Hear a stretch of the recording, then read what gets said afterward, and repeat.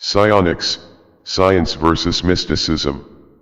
It is natural to seek pleasure, happiness, and those things which lead to them. Likewise, it is natural to avoid pain, unhappiness, and those things which lead to them. Pleasure, happiness, and those things which lead to them may be identified as positive hedonic values. Likewise, pain, unhappiness, and those things which lead to them may be identified as negative hedonic values. The term hedonic is derived from the same root as the word hedonism, the Greek word hedon, meaning pleasure. Hedonic value and related concepts will be explored in more detail later in the treatment of ethics. To seek hedonic value is both to seek to increase positive hedonic value and to decrease negative hedonic value. Thus the first sentence of this paragraph could be rephrased: it is natural to seek hedonic value. One's methods for pursuing hedonic value are guided by one's philosophy. A philosophy is a set of concepts and beliefs, which provides a framework for understanding the world and one's relationship to it, and for guiding one's activity within it. Any of the various concepts or beliefs which comprise one's philosophy may or may not correspond with actual reality. Those which do will be useful, reliable, and productive guides in the pursuit of hedonic value. Those which do not will be useless, unreliable, and counterproductive guides.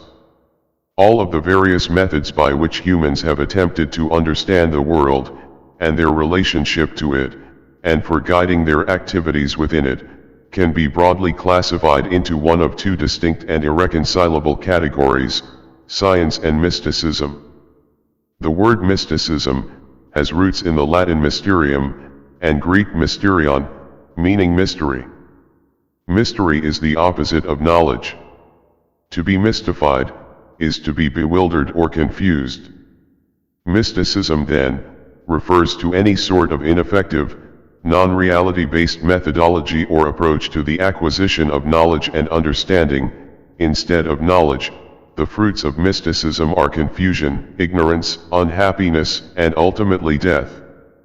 In contrast to the deplorably ineffective approach of mysticism, is the profoundly effective approach of science. The word science is derived from the Latin word scire, meaning to know. Science is, in fact, the most powerful means available for reliably deriving reality-based knowledge, which accurately corresponds with the actual world around us. Knowledge truly is power, and science is the path to that knowledge. The fruits of science, if its power is properly applied, are knowledge, understanding, happiness, and life. Most of human history, and all of prehistory, have been subject to the damaging and deadly effects of mysticism. Science, on the other hand, is a relatively recent advancement, which has remained largely misunderstood or ignored by most individuals. All too often, some even go so far as to resent, or even fear, science. Thus, most individuals never fully take hold of the tremendous knowledge and power, which science has placed within their grasp. Rather than growing and prospering, through the application of the liberating, reality-based approach of science, most individuals stagnate and decay, trapped within the impotent and limiting approach of mysticism. This is an unfortunate and very avoidable state of affairs.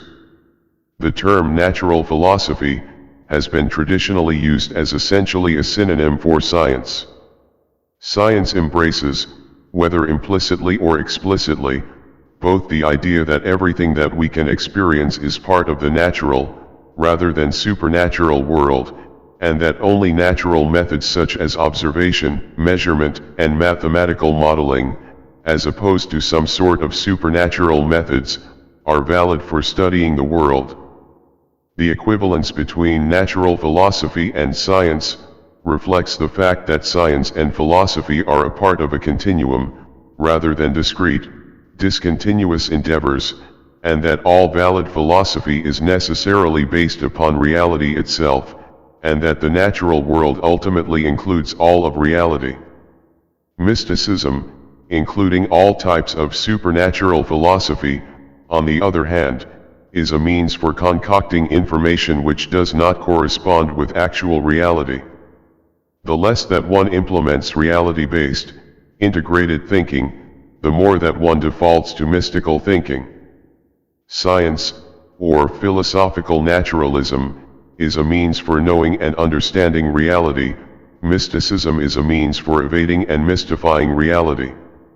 The purpose of this work is to rescue humanity from its limiting and destructive mysticisms, through the mind-liberating knowledge and constructive power of natural philosophy, i.e. science.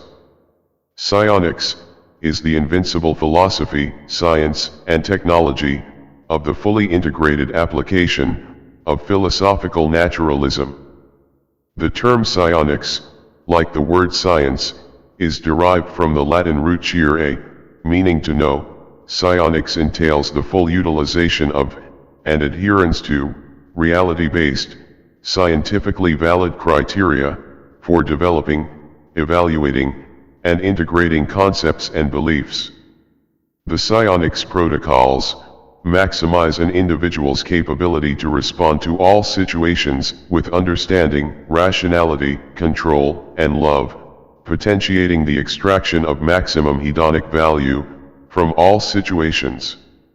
A strict adherence to self-honesty is absolutely necessary if one is to abandon all forms of mysticism and to gain and maintain an ironclad grasp of the knowledge and power of science.